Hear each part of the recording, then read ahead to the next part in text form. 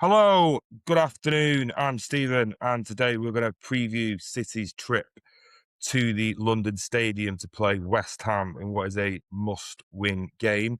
But let's get some housekeeping out of the way. If you're new, please like and subscribe. If you're not new, please like anyway. And then also, if any of you watch the Woody and Horlock podcast, my dad was on it yesterday, telling stories about the old days of the Prestwich Whitefield branch, amongst other things. So go and check that out. I might put a link in the description below as well. So we'll talk about West Ham, but first, I'm still not over the performance, result, everything that happened against Real Madrid on Wednesday night, which creates its own problems for today, doesn't it, in terms of and whatnot.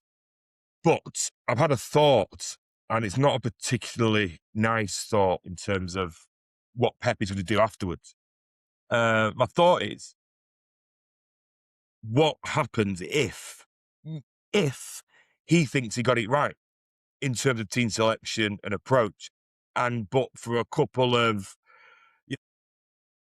but for a few defensive errors, but for a bit of good fortune on Real Madrid's part, but for a wonder goal, we would have won.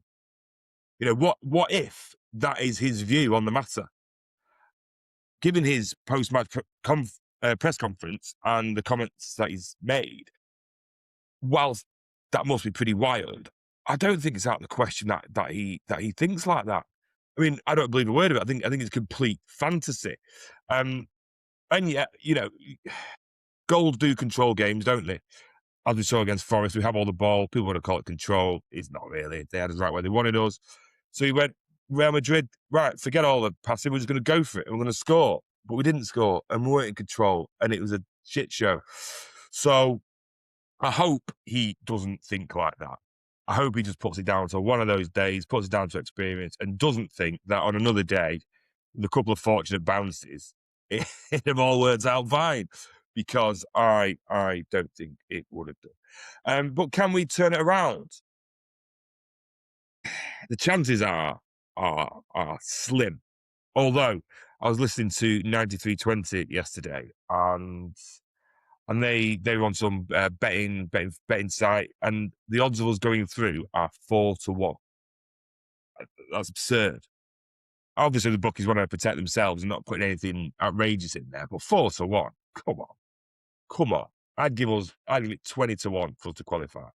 Minimum. And even then, I don't think it's particularly attractive as a bet. Well, how do we turn it around? Well, I don't think we need to go hell for leather the first minute, leave ourselves vulnerable. I don't think they want many people back, so that their team's their team, I think. But I don't think we need to kitchen sink it straight away. I think a goal in the first half, great, very, very good. Let's do that. Try and do that. Risk, reward, balance, etc. I think 20 minutes to go, that's the result. And then we can just kitchen sink it from there. And if they score the break, they score the break, But you're at the death anyway.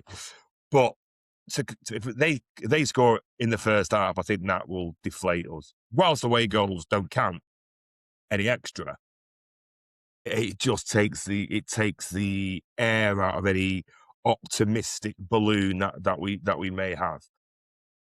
So keep it tight. Hope to nick one early-ish, and then have the control that we want, and then try and blitz them in the last 20 minutes, and hope they get nervous. That's what we're also going to hope they get nervous.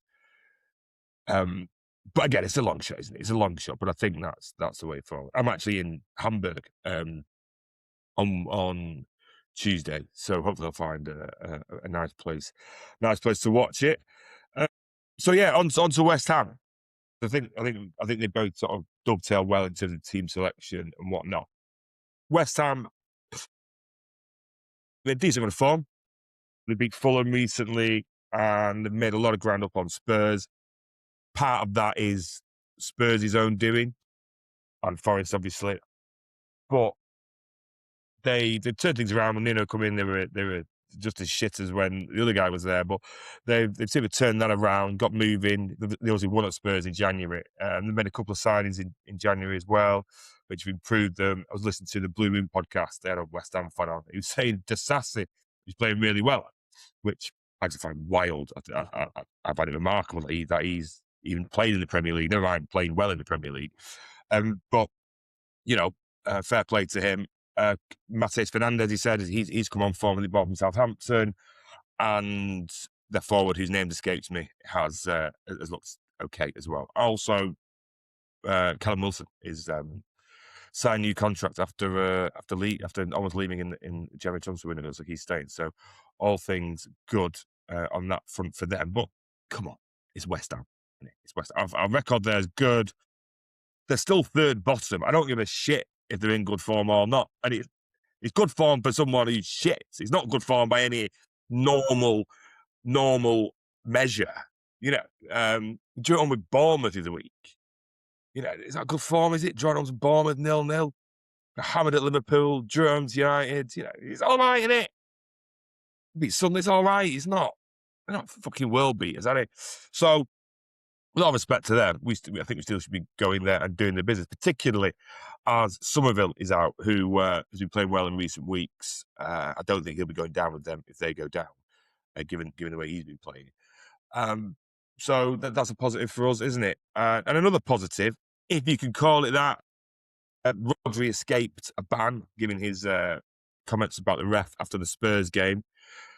I wouldn't have minded him being banned for this one, just to take the decision out of Pep's hands, because you can see it, can't you? You can see it. You can see him. You can see it, can't you? Him starting again, stood there on his own in midfield again, struggling. But I hope not. I hope we've learned the lessons over the last 3 years of just keep playing him till he gets injured. He's not a good strategy. But we'll see. I'll come on to my predicted lineup in a minute. But I think we do need to rest players. We do need to drop some players, because, and maybe this is me. You know, I'm not in a management role. You know, so I don't know how people react to things like this. But I think there should be consequences for having stinkers, right? Particularly Savio, Gueye, Haaland, and Reinders. I don't want to see any of them near the pitch. Gueye's had 2 bad games now, Forest and Real Madrid. Reinders, I can't be dealing with. Good game at Newcastle, and well, it was a good game, wasn't it? It wasn't, you know, it wasn't 2016 Neymar, was he? So no, get them for rested, dropped, however you want to characterise it. Because Haaland's form, he's like 2 open play goals in 12 games. Calvert-Lewin wouldn't be happy with that. Calvert-Lewin wouldn't be happy with that. They're an arm man. 400 grand a week. I'm sick of hearing this no service. I'm sick of hearing it. Can't be doing with it. Can't be doing it. How much service does a normal striker get for a normal team? They get on with it, don't they? They don't stand there and say, give it me. So no, so yeah, give him a rest, and then hopefully that gets his arse in gear. Hopefully that gets his arse in gear. So we'll go through what my predicted lineup would be, because I think it is. Well, I think it's interesting. You might disagree. But with Donnarumma in net, obviously, yes, he made some mistakes against Real Madrid. He also pulled us out of the shit, saving the penalty and a couple of other ones as well. He's in. Stones, and have him in with a view to him starting against Real Madrid. That's what I'd do. I thought he did okay against Real Madrid. I think he played well against Newcastle. I think he's fine. I think he's the least of our problems. I don't think he'll start against Real Madrid at home. So get him in today. Nunez, I mean, I heard a lot of stuff like, Nunez should definitely have started against Real Madrid. Are we forgetting Nunez had a stinker against Nottingham Forest at home? I know he did okay against Newcastle away, but he had a stinker against Forest at home. But hopefully he can go back to something like decent form. Okay, again, played well against Newcastle. I'd get him in. I don't see him getting anywhere near the pitch against Real Madrid, so get him on the pitch in this one, give other people a rest. And then sort of when we're attacking, we can sort of do that, can't we? That'll do us, won't it? We've got pace, we've got Stones, skill on the ball, and we've got Ake there as well. Nico Gonzalez has to play. Simple as that. No ifs, no buts. Nothing else to say on the matter. Bernardo Silva, I've got him in, but I don't really want to see him in because he's obviously going to play on Tuesday, isn't he? So he'll need a rest. But we're really low on numbers, aren't we? That Kovacic injury did for us. I mean, I don't rate Kovacic. I think he's phoned it in most of his City career. And he was horrific as Real Madrid last year at home. West Ham away is a body, isn't he? But he's injured, so forget it. Rico Lewis, could he come in? He seems to have disappeared. Could he come in against West Ham at home? I don't know. So I'm going to go for Bernardo, but if you've got any other stick or reasonable suggestions, please let me know. Get him in. If he can't play away at West Ham, then we have got a problem. He's got to play, Annie. He's got to play. You need to get him game time. He's one of the few players we've got who knows where the net is, who can strike the ball cleanly. So get him on form. If he gets a goal or two, maybe he's good for Tuesday as well. Kit, regular listeners will know I'm not his biggest fan, but I'm not a big fan at the moment, but you can't argue with what he's done in terms of goals, assists, contribution, etc. So he's got to start. Marmoush, obviously, I think it's obvious. Played well against Newcastle. Did okay when he came in against Real Madrid. And again, it's West Ham. And he's sort of getting there in terms of form and fitness, so get him in. And Semenyo I've got in there, but I'm not sure whether he's got another game in him, has he? Because he's playing a lot at the moment. And he's obviously not used to that. When he's at Bournemouth, their schedule was obviously different to ours. So do we play him again? But again, who else? I don't want to see Doku again come back from injury. Let's not flog him. He needs to be fresh for Tuesday. Isn't up to it as far as I'm concerned, Premier League level at this stage. So he can't play.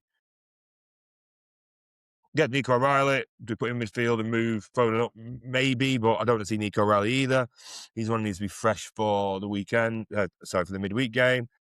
So, whilst we are strong in certain areas, there are holes in the squad, aren't there? Particularly midfield. That midfield needs addressing, and then we can move other people around. But I think that's got to be good enough to beat West Ham, hasn't it? It's got to be good. It's going to be tricky, isn't it? I'd much rather be playing them now in the early spring sunshine. And it's nice and chilled. 8:00 at night away from home to a team that's threatening relegation, or is being threatened by relegation, is tricky. But Leeds away was tricky, wasn't it? It's supposed to be tricky to win the league. It's not supposed to be easy, is it? You're not supposed to go, oh, that's easy, that's easy, that's easy. It's supposed to be hard. Arsenal got Everton at home. I think it's this afternoon. Might be Sunday. I can't remember. Everton are horrible. They might be able to get a draw. I mean, they're never going to win, are they? But if they can keep it tight, because we're going to. Oh, it is today. There, because we can go in this game 10 points behind. We can start this game 10 points behind, which would look great if we did end up actually winning it. Saying we were 10 points behind at one point. Never mind, they're two games in hand, but so. Yeah, I mean, we've got to do the business, haven't you? The future is now. There is no, we're getting better. Let's see how it goes. No, it's got to be now. It's now or never. Chelsea away, we might get away with drawing there and hoping something happens. You cannot drop points at home to Nottingham Forest and away to West Ham and with 9 games to go and hope you're going to win the league. Forget about it. So we've got to do the business. I'm confident we will. I think we'll win 3-0. I think it'll be Marmoush 2 and Semenyo.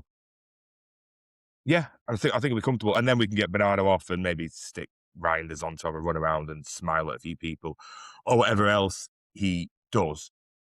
But yeah, we're short in midfield, aren't we? Because he isn't what we thought we were going to buy. He clearly isn't what we thought we were going to get. Mention. And I may mention on the other video, but it's worth mentioning now, set piece takers. We need to buy set piece takers as a priority because we haven't got one. I cannot watch Reinders take another corner. I cannot watch Bernardo Silva take another corner. It's painful. Foden's all right with him. Hits me pace when he gets going, but he's not even in the team. So yeah, we need a set piece taker as a matter of priority, in my view. But okay, we'll leave it there. I might do a quick live stream from the Reaper Barn on Tuesday before the game. I'll find a decent square, a pub outside to watch the game. But other than that, I'll be back next week. Probably Wednesday. I'm home Wednesday, so I'll probably do one Wednesday. But we'll see. So, okay, thank you. If you got this far, please remember to like and subscribe. Thank you. Tell a friend to tell a friend. I'm confident we're going to win today. Onwards and upwards, and take care. See you soon.